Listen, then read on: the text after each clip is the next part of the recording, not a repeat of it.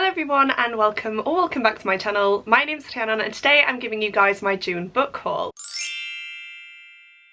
Not gonna lie to you guys, I have bought a lot more books than I planned on doing. I have 18 here to show you, so grab yourself a cup of tea and get comfortable. I am gonna try and keep the synopses for all of these books short just because I have so many books to talk about today, but I am very excited for all of the books that I'm about to show you guys because I do feel like I have a good selection here. The first book I have to show you guys today is actually one that was sent to me by Claire, so thank you so much Claire for sending this one my way. I did unbox it in one of my latest reading vlogs, so please go ahead and check that out if you would like to see me receiving this and my reaction to opening it. But this one is Six Tudor Queens, Anne of Kleve, Queen of Secrets by Alison Weir. Now if I move this book down you may be able to see some more books that I have in this series, and if you couldn't tell, this is a series of books that follows Henry VIII's 6 wives. There is one book for each of the wives and I have read the first book. I am halfway through the second book. I really love them. I feel like they're an easier way to get into historical fiction and also get factual information because Alison Weir herself is a historian. She has done a lot of research into the Tudor era, and of course she has taken a few liberties in this series because it is technically fiction. However, it is so interesting to just try and imagine what these women were going through, what their lives were like in this time period, and of course how they navigated court life, especially when they were married to Henry VIII. So this is following his 4th wife, which is Anne of Cleves. I won't be getting to this for a while yet though because, as I mentioned, I am just on book 2, which follows Anne Boleyn. I'm hoping to pick that one up again soon and finish it off. I put it down for some reason a while ago and just never picked it back up, but I'm definitely in the mood to carry on reading it now, and it is one that I'm debating taking on holiday with me. So hopefully I can get to this one soon, but I do have Claire's gift note here and I just want to read it because it genuinely made my day. It says, "Hello friend, I just wanted to send you a little something to brighten your day. I love this series and hope you enjoy it too. All the best, Clary Books," from Claire. Once again, thank you so much Claire. I do love this series so far. I'm glad that you loved it and I'm really grateful that you decided to add this one to my collection by sending it my way. Next up we have a book that I bought at the very beginning of the month, and that one is Everyone in My Family Has Killed Someone by Benjamin Stevenson. Of course, it was the title of this one that caught my attention, plus the very bright orange cover, but as soon as I picked it up and read the synopsis, I just knew that I had to buy this one. I feel like it's going to be a really good holiday read, and so I am planning on reading it in August when I do go abroad. I am just going to read you the synopsis of this one. It's very short, but it says, "I knew our family reunion wouldn't end well, but I didn't expect murder. Maybe I should have known better. After all, everyone in my family is a killer. My parents, my siblings, my in-laws, even me. We're not all psychopaths. Some of us are, sure, but the others are just unlucky. Accidents happen. So when a body is found in the snow, it's clear it's the work of a Cunningham. But which one and why? I'll give you one clue. It wasn't me.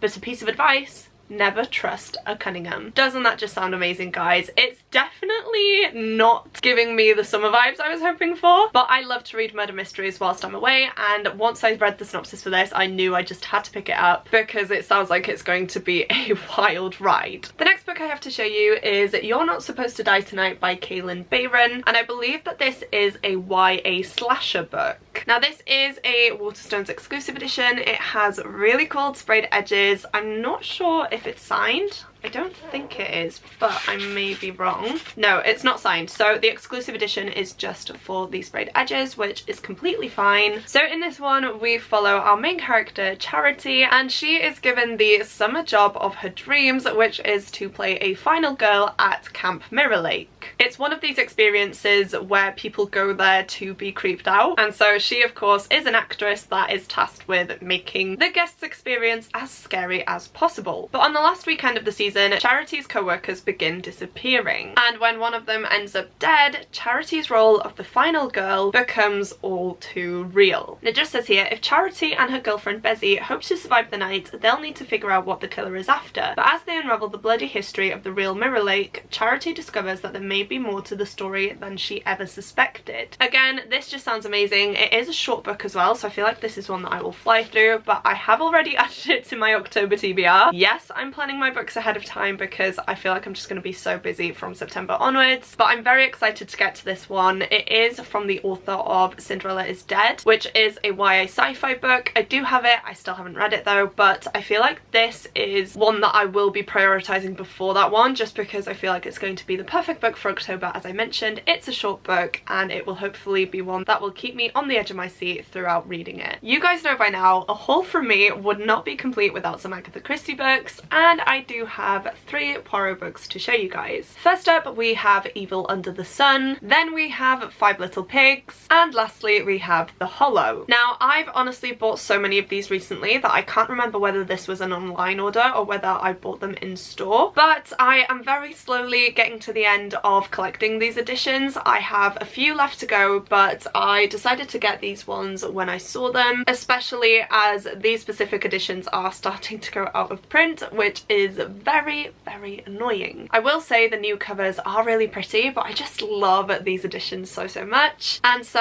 I had to get these when I saw them there. They're ones that I of course didn't own previously, and as I mentioned, I am very close now to finishing off this collection. Keep your eyes peeled for my July book haul because I do have a few of these in there. But for those of you who don't know, Agatha Christie is one of my favourite authors. I absolutely love her murder mystery books, and in this series in particular we are following Hercule Poirot, who is a Belgian detective, as he tries to solve a bunch of different cases, with most of them being murders. I am slowly making my way through these books. I am currently on the Mystery of the Blue Train, and once I finish that one I will of course go on to the next one, which I believe is Black Coffee. So these are getting read, don't worry, I'm not just buying them to then not read them, and I do tend to try and bulk buy these as well because I feel like it's easier that way and I can always add a little bit more to my collection by doing that as well. The next book I bought was Bloodmarked by Tracy Deonn, which is the second book in the Legendborn series. I listened to the audiobook of Legendborn last year, I want to say. It may have even been before that, and I fell in love with this story, you guys. I was a bit apprehensive diving in because, if you don't know, this is an Arthurian retelling, and because I'm Welsh I do tend to have a lot of issues with Arthurian retellings because they do tend to get a lot of stuff wrong, and a lot of them do try to use the Welsh language, but of course it doesn't come across right either. So I was a bit apprehensive diving into this series. However, I really did enjoy my experience listening to this book, or the first one rather, because this one is the second one. I believe that Tom and I were in Llandudno when I bought this, and I do have a day in the life video, so I will leave that linked up above and down below if you do want to check it out. It does have a come book shopping with me section in it, where I of course bought some books in Waterstones, so it is a good video if you would like to go and watch it. But this is one that I didn't actually buy at Waterstones because as we were leaving Llandudno we passed a shop called The Works, which, if you guys don't know, is a kind of craft store in the UK. However, they do sell books for a discounted price, and I found this one for £3 I think it was, so I could not leave it there, especially after having loved the first book, and so that is how this one came to be in my collection. I feel like I will have to re-listen to the first book before diving into this one, which I'm honestly not too mad about, but I really struggled to kind of give you guys a synopsis because so much went on in that book. But essentially we follow our main character Bree, and she is dealing with the grief of losing her mother. Now, to try and kind of get on with her life, she applies to go to a university and she does get accepted. However, on her first night there she witnesses a kind of magical duel, I want to say, and when the magicians find out that she has seen all of this, they try to wipe her memory. However, Bree actually remembers everything that she saw, and so this then spurs her on to try and get more answers and discover what is actually going on at this university. Don't really want to say too much more than that. I feel like this is a really good one to just dive into without really knowing too much about. I would highly recommend the audiobook as well. I did try and pick this up physically, however I struggled a bit, and as soon as I switched to the audiobook I flew through it. So that is always a good option. It is on script. I believe the second one is on script as well, so I will definitely be saving that one. But it's a very good series. I'm very glad to have found this one for so cheap, and hopefully I can get to it soon. The next 4 books are ones that I found in Aldi of all places, and they were £2 each. Now, I shouldn't really have bought them. It was definitely an impulse buy and I really didn't need them. However, for £2 each I just decided to get them. I couldn't leave them there because I love a bargain, and if I do decide in the end that I don't actually want them, I will of course gift them to friends and family, so don't worry about that. They are books that I'm interested in though, of course, which is why I bought them, but they are definitely a lower priority on my TBR. So the first book I bought was The Dry by Jane Harper, and I believe the reason that I picked this one up is because it's a murder mystery book. Yes, so Australia is in the grip of its worst drought in a century, and it hasn't rained in the small country town of Kuara for 2 years. I'm sorry if I'm pronouncing that incorrectly. It says tensions in the community become unbearable when 3 members of the Hadler family are brutally murdered. Everyone thinks Luke Hadler, who committed suicide after slaughtering his wife and 6-year-old son, is guilty. But then, from what I can gather, a policeman shows up and starts looking into the deaths a bit more and realises that, of course, everything is not quite as it seems. Then we have The Queen's Gambit by Walter Tevis, and I bought this purely because of the Netflix show. I haven't even watched it, but for some reason I thought I should buy the book, read this first, and then watch the Netflix series, but I'm not sure if that is actually going to happen. The text in this is very small, and yeah, it's just not the most appealing book. All I know about this one is that our main character is amazing at chess, and it says here, a modern classic, The Queen's Gambit is a powerful portrait of genius and addiction, success and survival. So I do think it would be an interesting read, however I'm not sure whether I should have just watched the Netflix series instead of picking this one up. Let me know if you've read it. Please let me know your thoughts, because I'm in 2 minds about this one already. The next book I bought was The Underground Railroad by Colson Whitehead, and I did actually buy this one because of the synopsis. So it does read, Cora is a slave on a cotton plantation in Georgia, an existence made even more hellish by his status as an outcast among her fellow Africans. And she is approaching womanhood, where greater pain and danger awaits. So when Caesar, a slave recently arrived from Virginia, tells her about the Underground Railroad, Cora takes the momentous decision to accompany him on his escape to the north. In this razor-sharp novel, the Underground Railroad has assumed a physical form, a dilapidated boxcar pulled by a steam locomotive, picking up fugitives wherever it can. Thus begins Cora's perilous journey, and she is pursued by a ruthless slave catcher named Ridgway, obsessed both with Cora and her mother, who eluded him years before. I feel like this is definitely going to be an impactful and powerful novel, so this is one of the ones that I am more eager to get to. And then the last book I bought on this trip to Aldi was The Witcher: Blood of Elves by Andrzej Sapkowski. This is the second book, I want to say, in the Witcher series. However, I believe it's the first proper book. Now, I've read The Blood of Elves, which I guess is the prequel, and it's a short story collection, which is why I'm saying that this book may be the first actual novel in that series. However, I read The Blood of Elves, I really enjoyed it, and I do now want to continue on. I haven't yet started the Netflix series. I do want to, but with Henry Cavill leaving, it's just put me off for some reason, so I don't know whether I will get to that this year, but I do now have the next book in the Witcher series to get to. As I mentioned, I really enjoyed reading the first book, and so I am looking forward to diving into this one. Again, I will just read you the synopsis, guys, because I don't know anything about it. I'm really sorry about this. I hate reading the synopses in my hauls, but of course I haven't actually read the books yet. So it says, for over a century, humans, dwarves, gnomes and elves have lived together in relative peace, but that time has come to an end. Geralt of Rivia, the hunter known as the Witcher, has been waiting for the birth of a prophesied child, the one who has the power to change the world for good or for evil. As the threat of war hangs over the land and the child is pursued for her extraordinary powers, it will become Geralt's responsibility to protect the weak, and the Witcher never accepts defeat.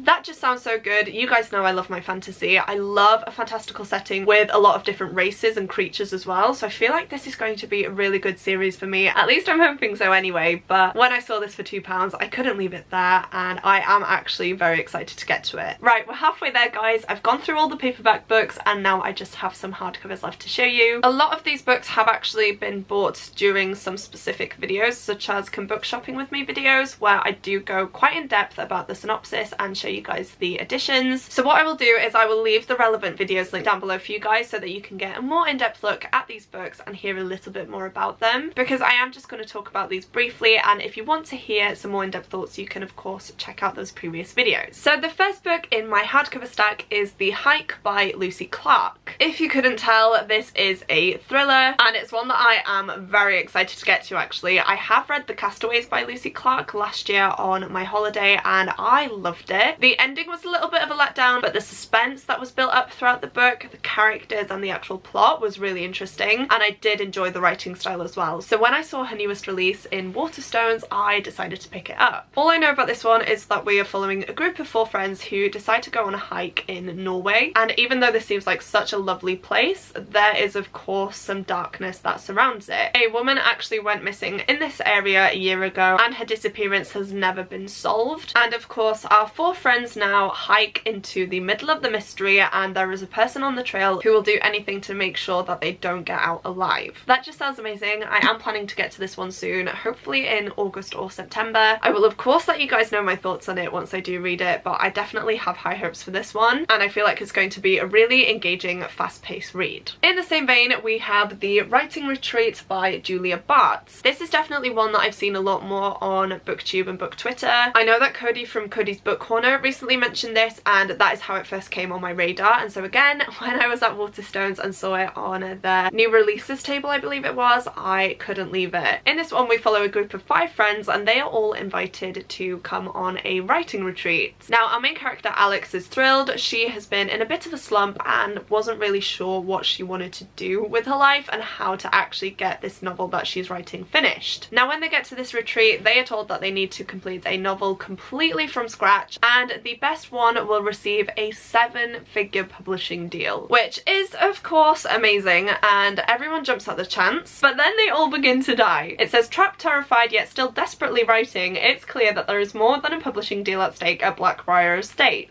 Alex must confront her own demons and finish her novel to save herself. Isn't that just such a weird concept? I feel like it's going to be such a well done book though, and I can't wait to see where this takes me, because it sounds like it's going to be a wild ride and I'm definitely here for it. So this is another one that I'm very excited to get to. I feel like it will be perfect as we get into the colder months once again, and so yeah, it's definitely one that I will be eyeing up very soon, and I cannot wait to sit down and read it. The next book I have is Morgan Is My Name by Sophie Keach, and this is another Arthurian retelling. I love that I've shown you 2 Arthurian retellings in this haul after telling you that I don't really read them, but this actually sounds amazing, and it reminded me of Merlin, which, if you guys don't know, is a TV show that was made here in the UK on BBC, I believe it was, in which we follow Merlin the Sorcerer, King Arthur, and Uther Pendragon and Morgana. Now, they are of course figures from Welsh mythology in the Arthurian legends, and it is one of my favourite TV shows of all time. For this one, it says, when King Uther Pendragon murders her father and tricks her mother into marriage, Morgan refuses to be crushed. Trapped amid the machinations of men in a world of isolated castles and gossiping courts, she discovers secret powers. Vengeful and brilliant, it's not long before Morgan becomes a worthy adversary to Merlin, influential sorcerer to the king. But fighting for her freedom, she risks losing everything: her reputation, her loved ones, and her life. That definitely sounds like it's going to be more up my street. It's focusing on Morgan in this one rather than Merlin or Arthur, who we typically follow, and so I definitely feel like this is going to be more my thing. We love a female empowerment novel as well, so this is definitely one that I'm excited for, and I'm hoping that it's going to be a case of me actually really liking this book and not adding it to the pile of books that just didn't hit the mark for me as an Arthurian retelling. Next up we have Psyche and Eros by Luna McNamara. This is one that I picked up on a trip to Liverpool, which again I do have a vlog for, but the cover immediately caught my eye, guys, because look how beautiful this is. And of course, Psyche and Eros are figures from Greek mythology, which, if you don't know, I'm obsessed with, if you couldn't tell by the shelves behind me here. In this one, if you couldn't tell, we follow our main character Psyche, where a prophecy claims that she, as the princess of Mycenae, will defeat a monster feared by even the gods themselves. Rebelling against society's traditions, she goes ahead and makes sure that she practices weaponry so that she's prepared to defeat this monster. However, she is soon caught up in powers beyond her control when the jealous Aphrodite sends Eros along her way with a love curse. But when Eros is accidentally struck by the same arrow that was intended for Psyche, he is doomed to fall in love with a woman that will be torn apart from him the moment their eyes meet. And it just says here, thrown together by fate, headstrong Psyche and world-weary Eros will face challenges greater than they could have ever imagined. And as the Trojan War begins and the whole of the heavens try to keep them apart, will they find their way back to each other before it's too late? As I mentioned, I love Greek mythology. I love learning about Greek history as well, and the Trojan War is of course one of the main events of Greek history, and so I'm very excited to see it done in a different way, especially as we're following 2 different characters that don't get as much focus on when we are thinking about Greek myth retelling. So I'm definitely interested in this. I feel like it's going to be a comedic take on it as well, and I just thought it was going to be a fun time, but I would still get those Greek mythology vibes that I love. So hopefully that is the case. Again, if you've read this, let me know your thoughts, but I'm very excited for it. I haven't really seen it about anywhere, to be honest with you guys, so I'm diving in without any real expectations. But yeah, it's a beautiful book. I'm hoping that the story reflects that, and I am of course very happy to add it to my Greek myth collection. On that same trip to Liverpool, I also picked up Yellowface by R.F. Kuang, which is the Waterstones exclusive edition. Now I'm so glad that I waited to buy this, because I did see it on a trip to the Llandudno Waterstones, but it wasn't the exclusive edition, and I thought, you know what, I'm going to Liverpool, I'll hold off and see if it's there, and I'm so happy because it was. For those of you who don't know, R.F. Kuang is the author of the Poppy War trilogy, which I have, but I haven't read, and I'm still embarrassed by that to this day. However, I feel like this is going to be a better way for me to get into R.F. Kuang's writing. I did start the Poppy War, I started it on audiobook, but I had to put it down, and I just didn't pick it back up. However, I believe that this is more of a murder mystery book, which is definitely right up my street, as you guys know, and I feel like it's not as scary diving into this one because it's a standalone and the Poppy War is a trilogy. It's a very dense fantasy trilogy, and I've heard that it is quite harrowing as well, so I feel like this is a better place to start for me, and then I will revisit the Poppy War trilogy if I do like R.F. Kuang's writing style, which I'm pretty sure I will. Again, I'll read you the synopsis because I don't think I could describe this book as good as this one does. It says, Athena Liu is a literary darling and June Hayward is literally nobody. When Athena dies in a freak accident, June steals her unpublished manuscript and publishes it as her own under the ambiguous name Juniper Song. But as evidence threatens June's stolen success, she discovers exactly how far she will go to keep what she thinks she deserves. What happens next is entirely everyone else's fault. That doesn't give too much away, but I feel like, again, this is such an interesting concept. I'm really intrigued by the synopsis and I can't wait to see what actually happens in this book. And it was one that I was going to try and read as soon as I got it. However, life has just been crazy and I haven't managed it. So I'm hoping I can fit it onto my August TBR and let you guys know my thoughts on it as soon as I read it, because this is definitely an anticipated release for me, and from all I've heard, it is amazing. So keep your eyes peeled for this one popping up in some videos soon. I'm really glad to own it though. I'm loving the sprayed edges, and yeah, it's one that I can't wait to read, and hopefully I love it as much as everyone else does. And then the last two books I have are from my subscription boxes. So for those of you who don't know, I am subscribed to Illumicrate's book only monthly subscription and Fairyloot's adult book only subscription. That means that each month I do get 2 books sent to me by these companies, and I do have dedicated unboxings for pretty much all of them, which I will again leave down below for you guys. Because I have dedicated videos for these, I'm not going to talk too in depth about them or show you the special editionness of them either. But the book of the month for Illumicrate was Witch King by Martha Wells, and the little snippet here says, from the breakout superstar author of Murderbot comes a remarkable story of power and friendship, of trust and betrayal, and of the families we choose. That's all I'm going to say about this one. I know it involves demons and bringing people back to life, so it's going to be a wild ride. I have started reading it. I've only gotten about 10 pages in, so I definitely need to pick this one back up and power through. But I do enjoy the writing style so far. I feel like it's going to be, again, a weirdly dark and comedic fantasy book just from what I've read so far, and those are definitely the vibes that I enjoy. And then the book of the month from Fairyloot was Shanghai Immortal by A.Y. Chow. This is another one that sounds really good. It says, this richly told adult fantasy debut teams with Chinese deities and demons cavorting in jazz age Shanghai. I honestly don't need to know too much more about it. It is a very short book as well, so I feel like this is one that I will fly through. I haven't heard the best things about this book. I've heard that the writing is a little bit juvenile, and even though it's an adult book, it reads a lot more like YA. So that definitely has me a little bit more apprehensive. I have strayed away from YA these last few months, and so I'm not sure how I'm actually going to enjoy this one, but hopefully I do. It's a beautiful book. I love reading about different mythologies, as I've mentioned previously with my Greek mythology, and so I'm very interested to see what this entails. I see a kitsune there as well, which is the nine-tailed fox, so that definitely has me intrigued. And even though I've not heard the best things, I will try and read this one soon to let you guys know my thoughts on it, because it is one that I would like to get to. I feel like it's going to be a really magical book with, of course, loads of Chinese mythological creatures, and that is definitely something that I should enjoy. So hopefully that is the case. I'm not going to tell you guys a set month when I will read this because I honestly couldn't tell you, but I am glad to have it in my collection now, and hopefully I can get to it relatively soon. So there we have it, guys. These are all of the books that I bought in June. It is definitely an excessive stack, and I'd normally say that I'm excited for each and every single one. However, as I've previously mentioned, there are a few in here that were impulse buys for me and I'm not as excited about them, but hopefully I do end up really enjoying them, or I can give them to friends and family who would possibly enjoy them more than I would. I apologise if this video is a little bit chaotic. I felt very chaotic filming it, but I had a load of books to get to, as you saw, and I'm trying to be more conscious of the fact that you guys probably don't want extremely long videos, and so I'm trying to condense my thoughts on them to give you guys a shorter video that encompasses my first initial thoughts on these books. So hopefully I've managed to do that. If you have read any of these books, please do leave me your spoiler-free thoughts on them down below. I love chatting to you guys about the books that we're all reading, and especially if you've read some of these, it does help me prioritize them if you say that you enjoyed them. July's haul is not going to be as big, but I do have a birthday book haul coming your way soon that does have quite a few gifts in there, which I cannot wait to show you. So if you love book hauls and you would like to see what I got for my birthday, please do make sure to click the subscribe button and the little notification bell so that you don't miss that video when it goes live. If you have made it to the end of the video, first of all, well done, because this has been a long one, but please do go ahead and leave me some bookish emojis down in the comments. Seeing you guys comment the emoji of the video truly does mean the world to me. It blows me away that you guys watch these all the way through, and I truly do appreciate it when you guys take the time out of your day to comment the emoji of the video. So if you don't have anything in particular that you would like to say, but you would like to let me know that you're still here, please go ahead and do that now. As well as that, please don't forget to click the like button if you like this video and the subscribe button if you'd like to see more content from me. But that is it from me today, guys. Thank you so much for watching, and I will see you soon in my next video. Goodbye!